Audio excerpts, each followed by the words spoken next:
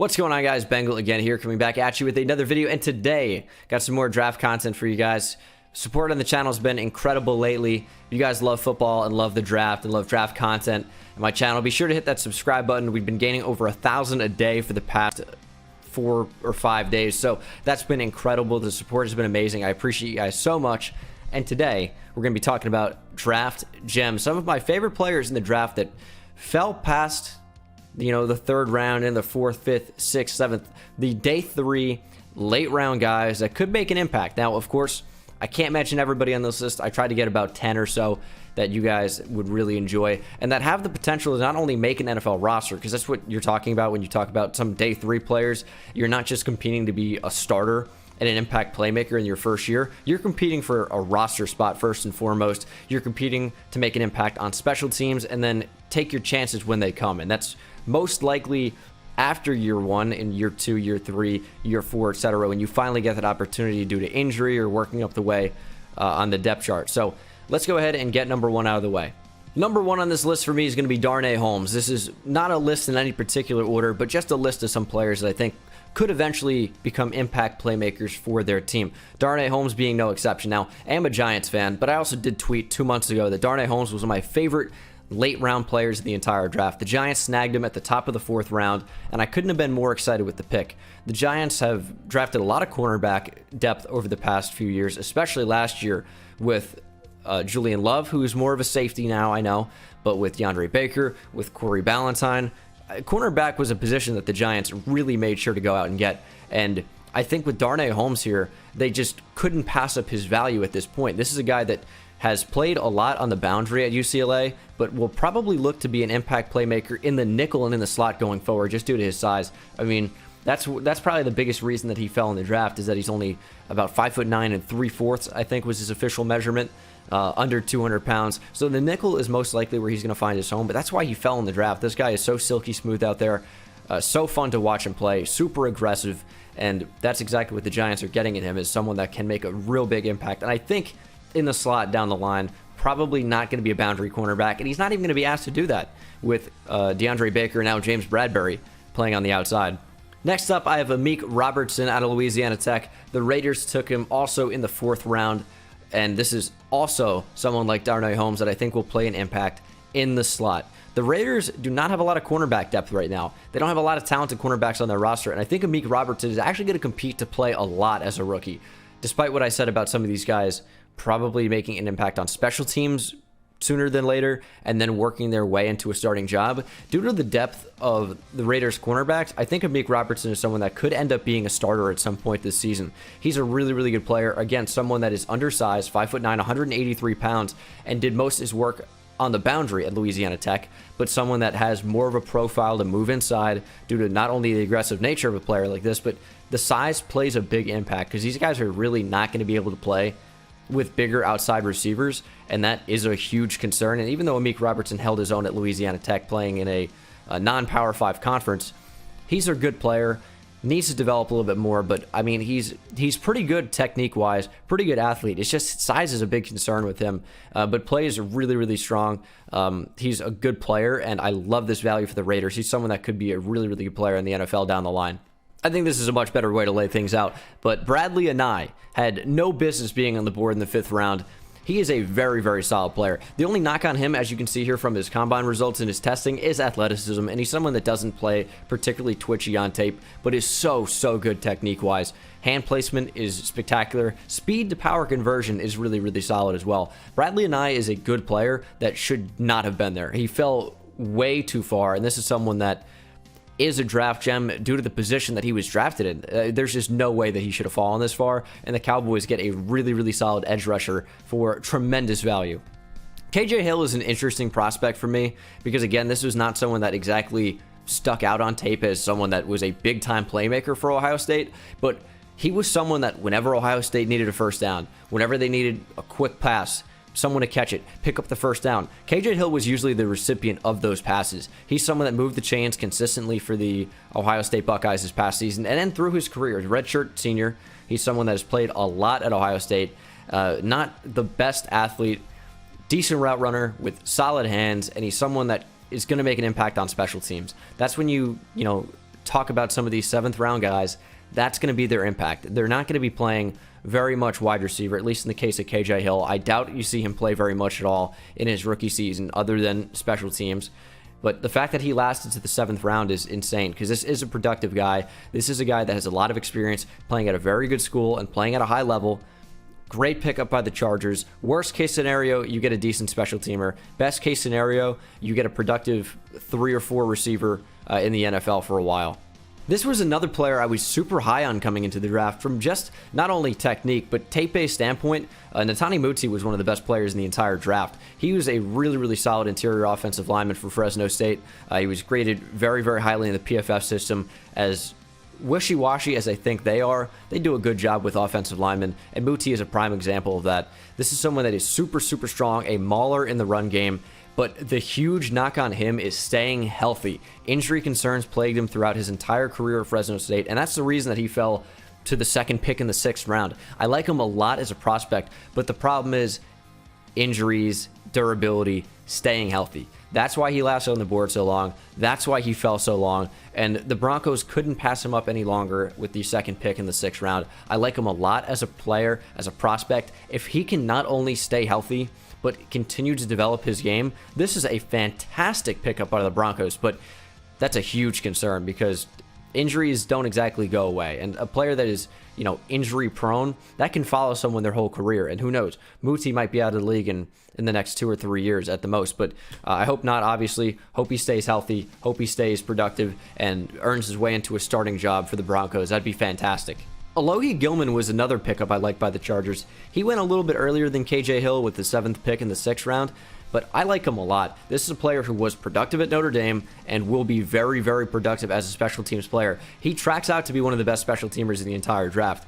Plays sideline to sideline, not the best speed, not crazy speed or anything like that, but very high motor, good tackler, someone that, can potentially come in bigger packages, quarter or dime.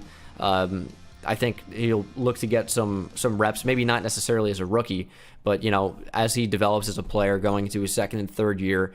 And again, I think this is someone that can come in and right away make an impact on special teams. So the Chargers got a good player here in the 6th. This is a solid pickup.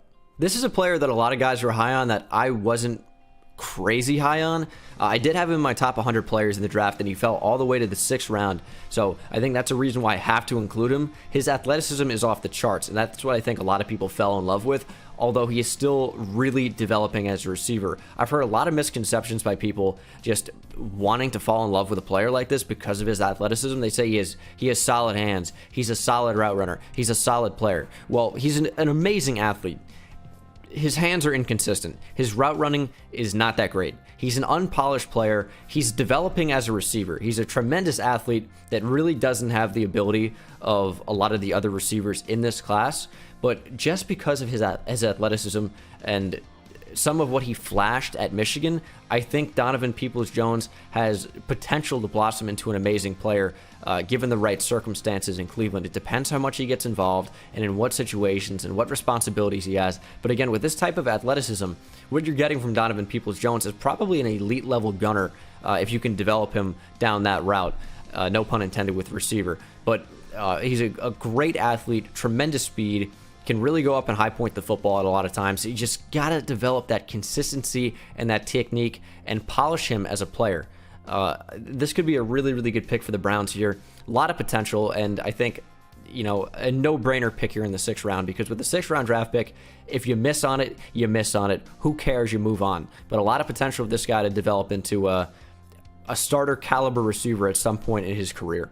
This was another player that I didn't think should have slipped to the 6th round at all. I don't think he was quite inside my top 100 players, but was a fringe guy that could have easily snuck in, to be honest.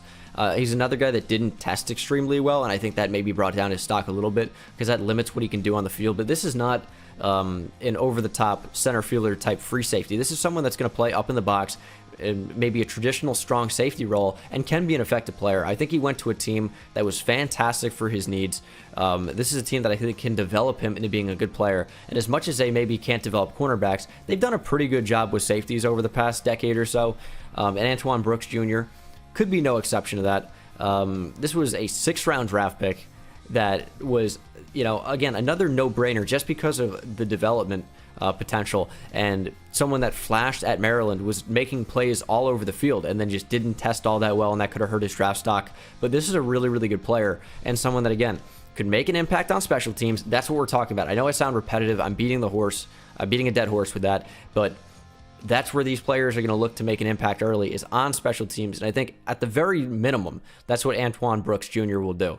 The Ravens drafted extremely well in the 2020 NFL draft, and grabbing James Pro Shea at the end of the 6th round was a fantastic pickup, because this is someone that was really good at SMU and is just not an athlete. That's what it comes down to. He has solid hands. He's a decent route runner. He's just not explosive off the line really at all, but can go up and make these crazy catches despite his size. He's only 5'11", 201 pounds, but has solid hands. He's just consistent. And even though he's not a great athlete, consistency is king. And there's a lot of value here in the 6th round. And even though the Ravens now have a lot more depth at receiver, when James Pro Shea gets his chances, and I'm sure he will, he's going to make an impact. He's going to be a good player.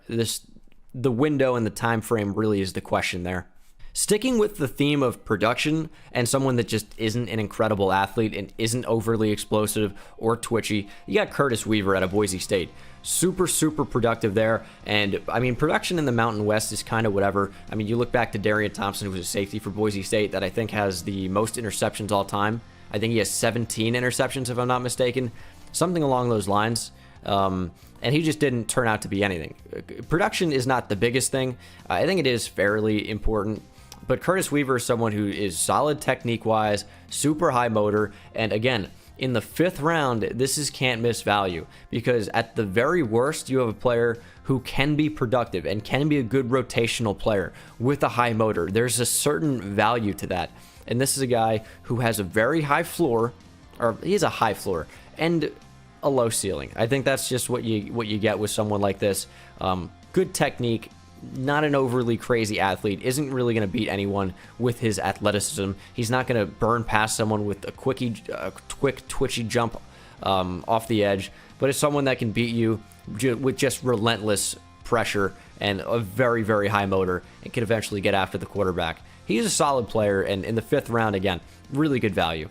The last player on this list is going to be Bryson Hopkins, and now I will be doing a steals video. Of course, that might even already be up on the channel as you're watching this. There are a ton of draft videos if you're looking for busts, gems, steals, best picks of day 1 or day 2, best picks overall, ranking first-round picks, ranking every team in the draft, grading every team in the draft. Those are all videos that either are or will be up on the channel in the very, very near future.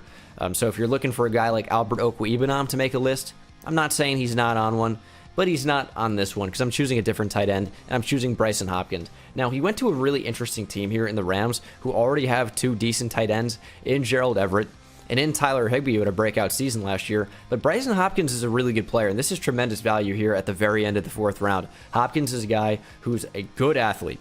He's got prototypical size, 6'4", 6'5", 250 pounds or so. He's a good run blocker. He's a good route runner, and he's got good hands. This is kind of the jack-of-all-trades guy. Maybe a better receiving tight end than a blocking tight end, of course, but this is a player that I think can work his way into a lot of different sets, whether that's jumbo coming out or whether that's even stealing the second tight end job eventually. Gerald Everett is not going to be there forever, probably. I know Tyler Higbee signed an extension fairly recently. I'm not sure if the Rams hold on to Gerald Everett, but Bryson Hopkins is someone that I think can offer Gerald Everett-like production. So I really like this pick for the Rams. I think he has a potential to be a draft gem. Just good technique plus good athlete equals can't miss, in my opinion, in a lot of opportunities, or in a lot of cases, I should say, a lot of situations, I should say. But that is going to do it for this video, guys. Let me know what you think. Let me know who I missed out on in the comment section below. There are a lot of names I didn't include on this list, so stand on the table for your guy. Tell me who I missed and why I should have included them, and I will see you in the next one. Take it easy.